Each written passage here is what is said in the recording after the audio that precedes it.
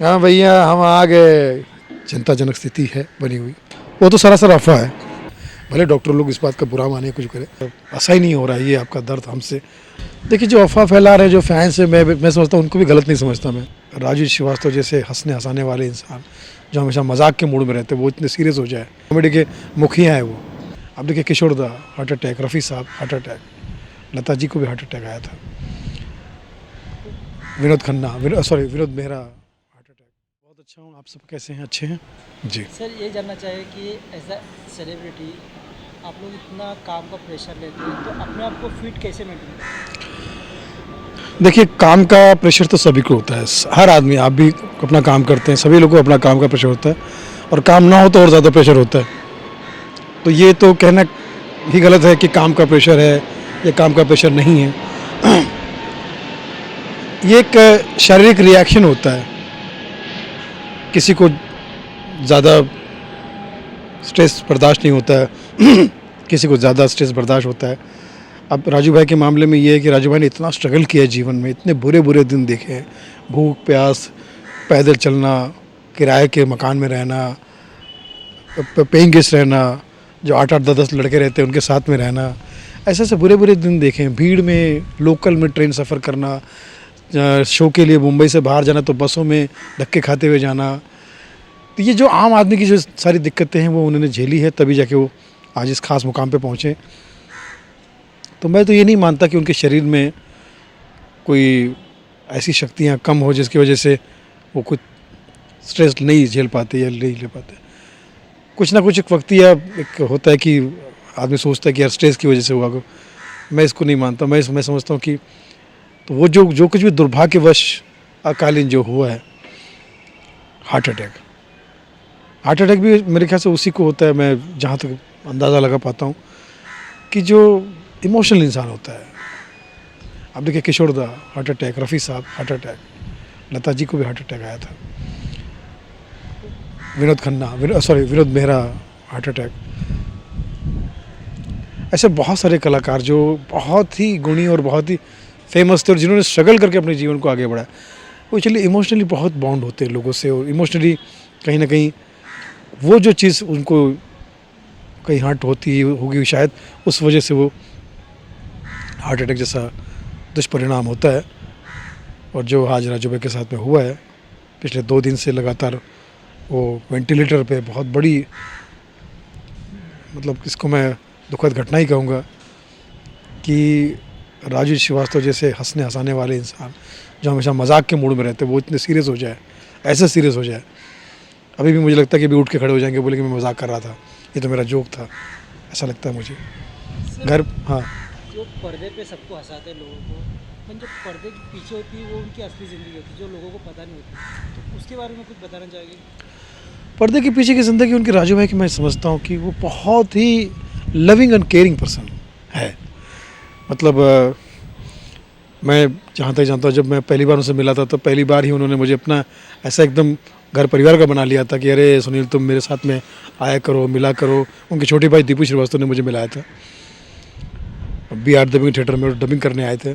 चुपके से मेरे जेब में कुछ पैसे भी रख लिए। मैंने बोले नहीं, मुझे पता है तुम स्वाभिमानी हो, तुम लोगे नहीं, लेकिन वक्त इतना ख़राब चल रहा है कि वक्त के साथ कैसे लड़ोगे, तो थोड़ा स्ट्रगल करो, मिलते रहो, आते रहो। तो उसमें फिर बीच में मैं जाता तो कहीं किसी शो में एंट्री करा दी, कहीं कैसेट उनकी बनती थी, उनके कैसेट में उन्होंने मुझे कुछ करवा लिया, कुछ एक्टर वॉइस करवा लिया। फिर उनकी वीडियो कैसेट आती थी वीनस से, उसमें कुछ करवा लिया। और ऐसे हमारी उनके घर पे गया तो फिर खाना पीना, ये सब चीज़ें। और मैंने देखा हमेशा जूनियर्स को बहुत प्यार करते हो और सीनियर की बहुत रिस्पेक्ट करते हैं। ना केवल जूनियर के साथ में, सीनियर के साथ में उनका यही व्यवहार रहा है कि जानते थे कि फला सीनियर हमारा थोड़ा दुखी है, परेशान है, तो अपनी तरह से किस तरह से क्या कर सकते हैं। कोई प्रोग्राम दिलवा दिया, कोई शो दिलवा दिया, कहीं कुछ, किसी भी तरह से वो ऐसी मदद करते थे कि जिसका शोर शराबा ना हो। वो मुझे हमेशा उनका याद है। और मुझे लगता है कि और बाकी महफिल के इंसान थे वो। जहाँ भी माइक मिल लिया, चाहे उस माइक में के सामने 10 लोग बैठे हों, 20 लोग बैठे हों, उनको कोई फ़र्क नहीं पड़ता। वो हमेशा मौका ढूंढते थे लोगों को हंसाने का, मौका ढूंढते हैं लोगों को हंसाने का।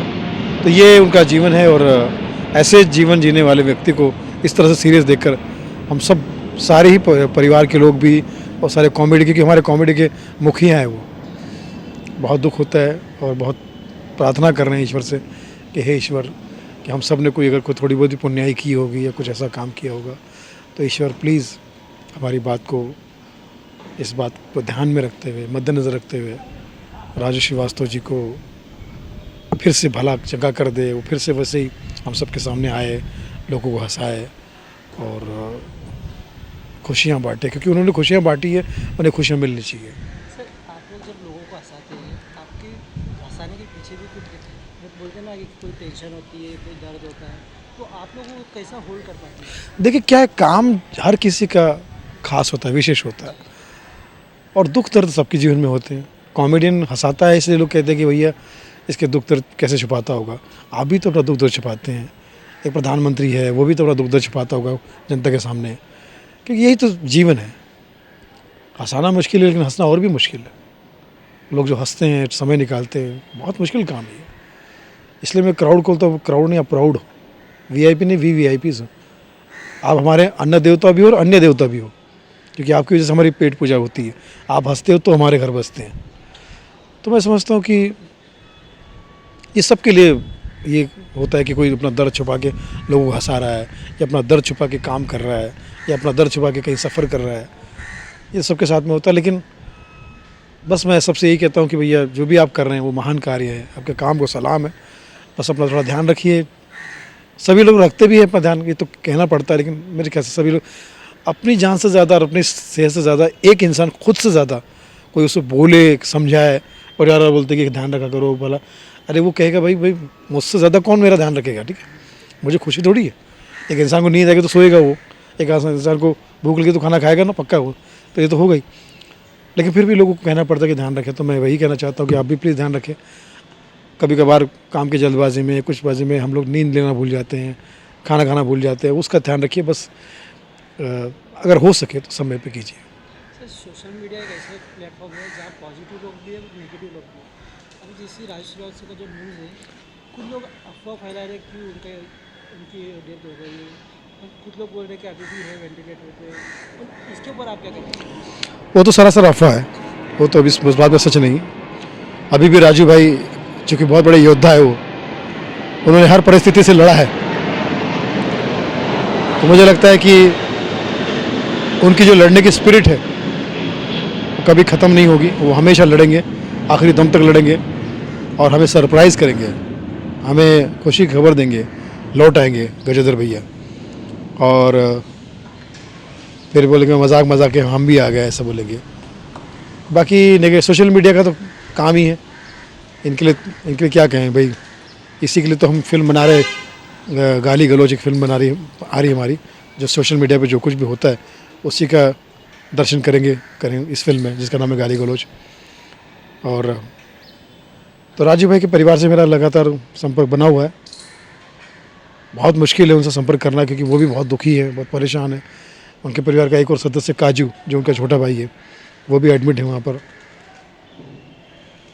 तो ऐसे में बस हम यही कर सकते हैं कि भैया उनके साथ में उन प्रार्थनाओं के ज़रिए जितना उनके साथ रह सके, जितना उनको ध्यान रख सके, क्योंकि बहुत ही नाजुक समय से राजू भाई, उनका परिवार गुजर रहा है। और मैं तो ये कहूँगा कि राजू भाई आप आ जाइए, लौट के आ जाइए। बहुत असह्य नहीं हो रहा है ये आपका दर्द हमसे, आप तो झेल ही रहे हैं, हमको बहुत मुश्किल हो रहा है। यही प्रार्थना करेंगे, खासकर मैं आपका फ़ैन और शिष्य होने के नाते, कि आप जियो हज़ारों साल। यही तेरे से दुआ दे रहा है आपका फ़ैन, भक्त, चेला सुनील पाल। आप खुश रहिए और जल्दी से वापस आइए। सर अभी क्या लेटेस्ट अपडेट है? लेटेस्ट अपडेट यही है कि वेंटिलेटर पे ही है, बहुत चिंताजनक स्थिति है बनी हुई।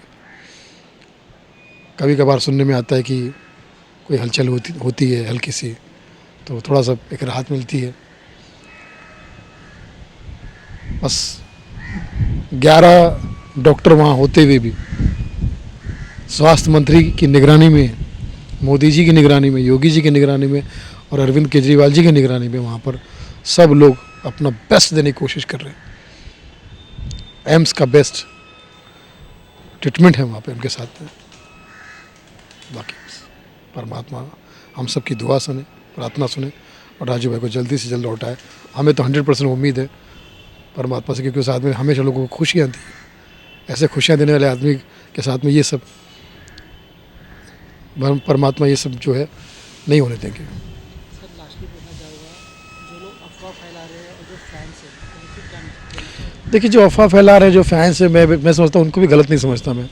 वो भी बहुत चिंतित है, वो भी बहुत, बस उनसे यही निवेदन करता हूँ कि थोड़ा सब्र रखें, प्रार्थना करें। और क्योंकि किसी के हाथ में कुछ है नहीं अभी, सब परमात्मा के हाथ में है। डॉक्टर 11 डॉक्टर कुछ नहीं कर पा रहे, सबका एक ही जवाब है, एक बार ये होश में आ जाए थोड़ा भी तो हम अपना बेस्ट देने की कोशिश करें। वेंटिलेटर बहुत बुरी चीज़ होती है, किसी दुश्मन को भी ना हो, हॉस्पिटल ही किसी दुश्मन को ना भेजा जाए।